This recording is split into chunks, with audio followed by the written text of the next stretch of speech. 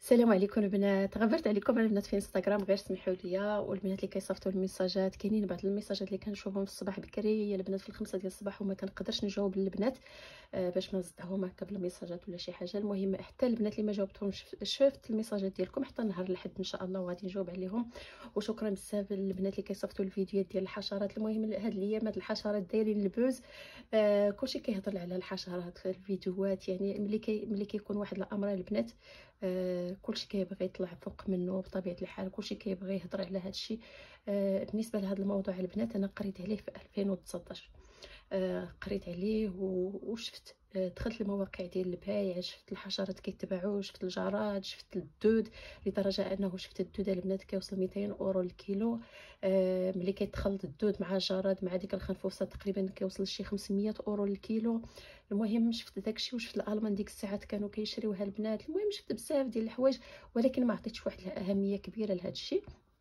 وكذلك راه كتشوفوا البنات الشينوا، كتشوفوا التايلانديين وداكشي، راه كياكلوا الحشرات، كياكلوا كلشي داكشي، يعني كيجيهم عادي بالنسبه حنا مسلمين.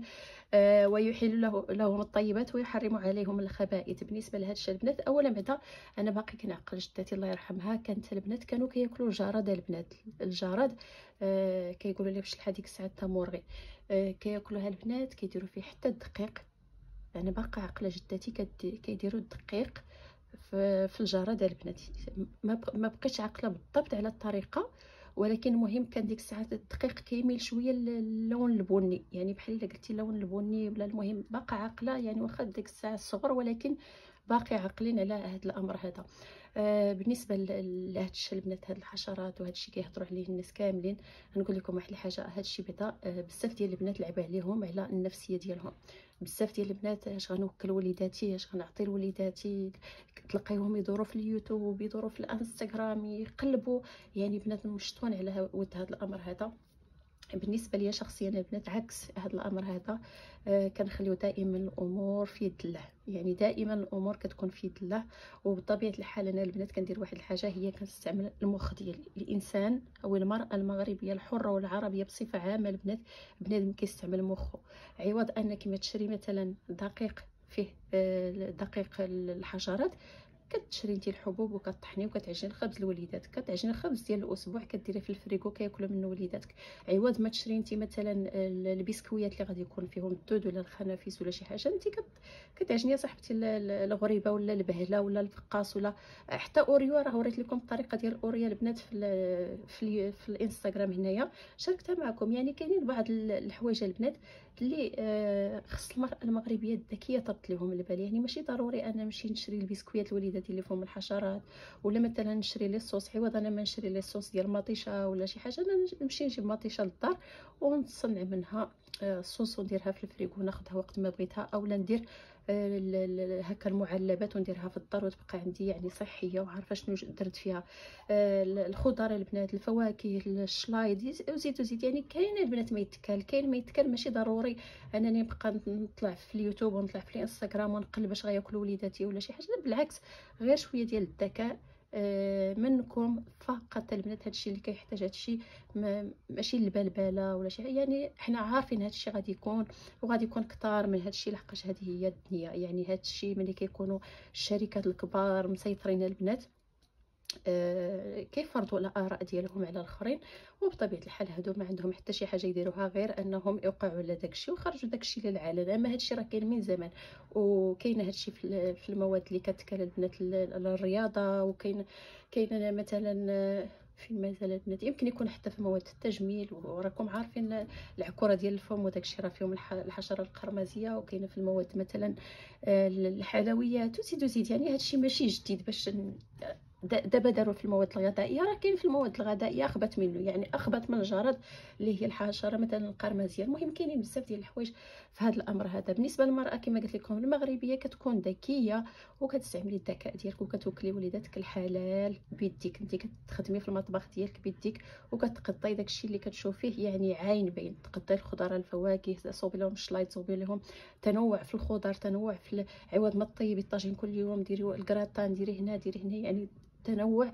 وهكذا وليداتك كيعيشوا كياكلوا الحلال بطبيعه الحال. كما قلت لكم في واحد الفيديو، اكل حلال يؤثر على التربيه البنات. دائما نحاولوا ناكلوا وليداتنا الحوايج اللي كيكونوا حلال، رغم انه البنات ما كاينش حتى شي دليل قراني كيقول ان الحشرات حرام، يعني يكون مكتوب في القران الحشرات حرام. بالعكس كاينين بعض المذاهب اللي اجازوا اكل الحشرات، وكاينين بعض المذاهب اللي حرموا اكل الحشرات، فقط يستدلون على احل لكم الطيبات وحرم عليكم الخبائث الى غير ذلك. يعني هذا الشيء اللي كان، ولكن اكبر مصيبه اللي كانت تفادوها هي البنات الخنزير، لانه موضح في القران. كذلك كانت تفادوا اللحوم الغير المذبوحه حلالا، ودابا كيقولوا غادي يمنعوا اللحوم وداك الشيء. حنا الا منعوا داك الشيء البنات راه داروا فينا خير كبير. المهم، وبالنسبه الدكاترة، مع احترامي لجميع الدكاترة والعرب، الدكاترة العرب والمسلمين، نقول لكم واحد الحاجة، أنا ماشي معاهم نهائيا. عرفتوا علاش؟ لحقاش كنسميهم أنا فقط دكاترة اليوتيوب، لحقاش الواقع البنات ما كنشوفوهمش في الواقع، كنشوفوهم فقط في اليوتيوب. يعني ملي كيكون، مع احترامي لهم بطبيعه الحال، يعني كتعتبروا بحال الوالدين ديالنا كبارين في العمر الى غير ذلك. كتشوفي كل مره طلع لينا شي دكتور كيهضر على الحشرات، مضره دايره فعلا تركه، عوض ما طلع اليوتيوب مثلا دير لينا شي فيديوهات بحال هاد النوع هذا ويخلعوا الناس ويخوفوا الناس.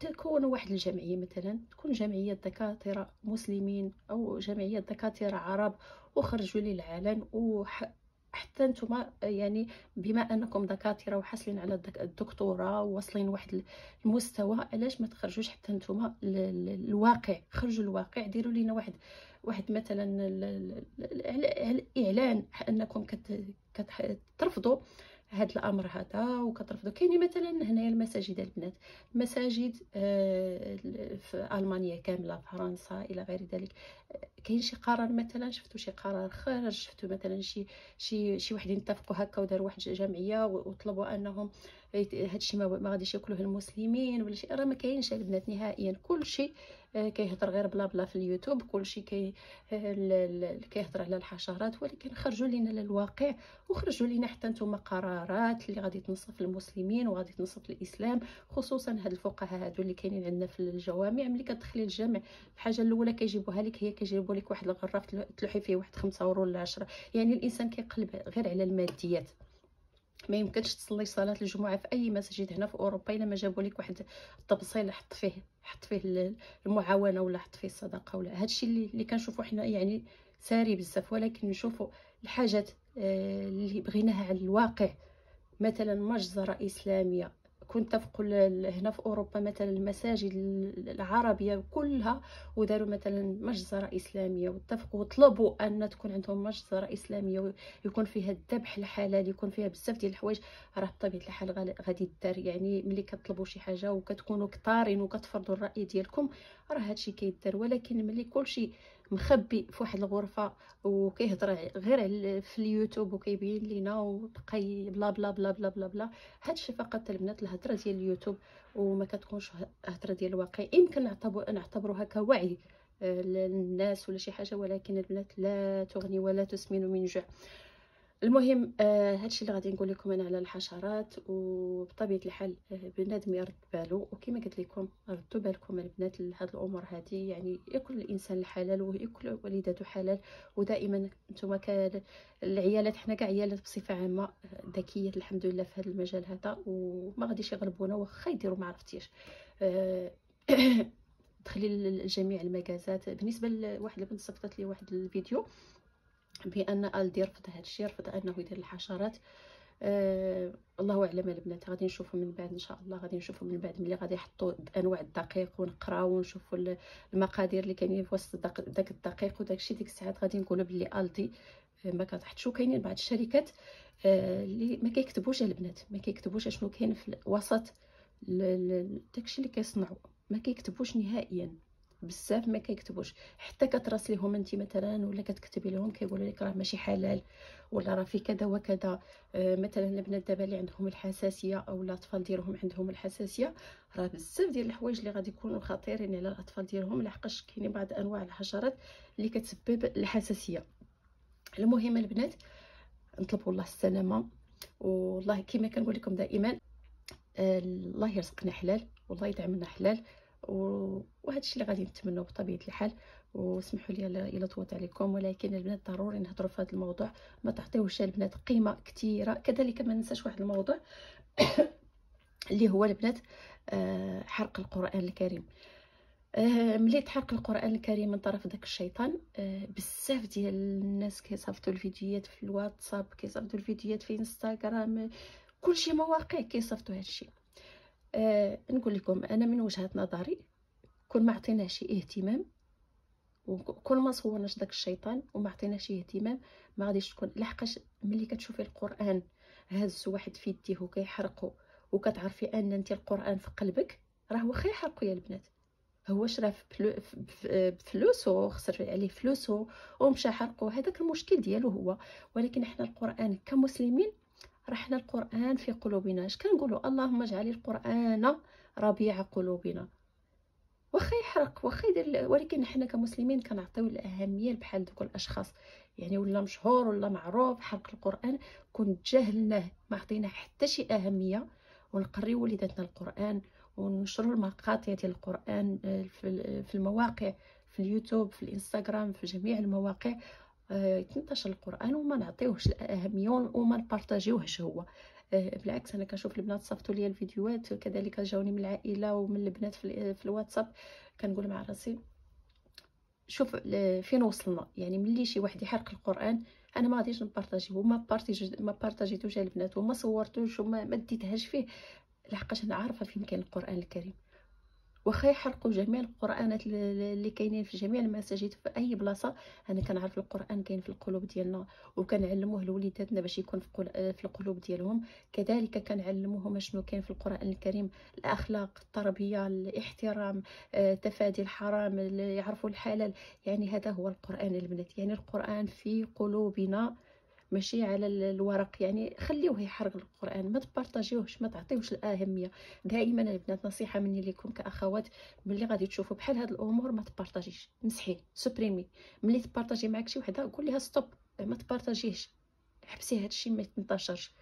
ملي كيتنتشر هادشي كنعطيوه قيمه كبيره، وكتكون الفتنه وكيكون الصداع وكيكون المشاكل. بالعكس، ملي غيبارطاجي شي واحد يحبس الاخر، يحبس الاخر، نخليوه. يعني ما غاديش نعطيوه الاهميه، لحقاش حنا عارفين القرآن وعارفين فين كاين القرآن، وما عمرهم غادي يخرجوا القرآن من القلوب ديالنا، وما عمرهم غادي يقضيو على الاسلام ولا على المسلمين، وما عمرهم غادي يستفزونا. فهمت البنات؟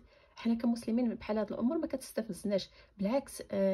بحال اللي قلتي، انا كتجيني الشفقه، كنقول شوف هذا الانسان مريض، ملي كيحلق القرآن غادي يصحاب له واش حرق لينا القرآن في القلوب ديالنا، ولا غادي يخرج القرآن من القلوب. راه القرآن في القلب، ما يمكنش واخا تحرق حتى تعيا ما غاديش يخرج القرآن من القلوب ديالنا. يعني يكونوا ذكيين البنات، نشوفوا بعض الامور بحال الا قلتي بعد النظر، ما نشوفوش دائما لتحت. وان شاء الله ربي يوفقنا ويسر امورنا ويسر اموركم، ونشوفكم ان شاء الله من بعد.